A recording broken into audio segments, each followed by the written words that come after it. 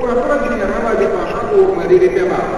Totodată, dumneavoastră, ați semnat o cerere de revizuire în care ați solicitat anularea unor hotărâri judecătorești definitive și irrevocabile, ceea ce și-au făcut instanțele noastre independente și imparțiale între ghilimele.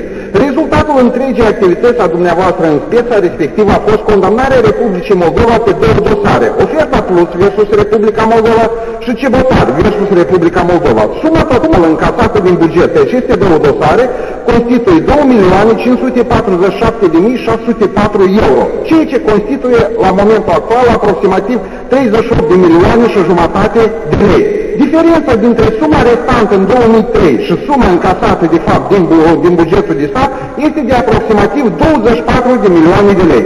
Această sumă de 24 de milioane de lei reprezintă prejudiciu direct cauzat bugetului Republicii Moldova în urma activității dumneavoastră defectuoase. Apropo, vina dumneavoastră se confirmă și prin faptul că în hotărârile Curții Europene a Drepturilor Omului numele dumneavoastră figurează expres. În cazul în care nu este vorba de o persoană culpabilă, Curtea indică numai inițialele persoanei respective. Domnule Lucian, vreau să întrebarea să înțeles-o, da? Poftim-și.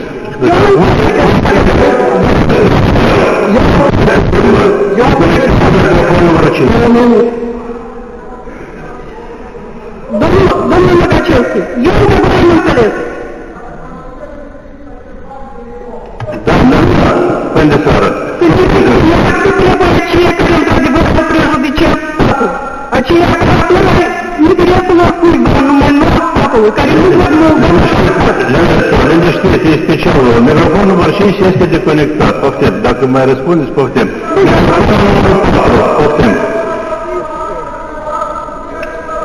Chiar nu se încoace.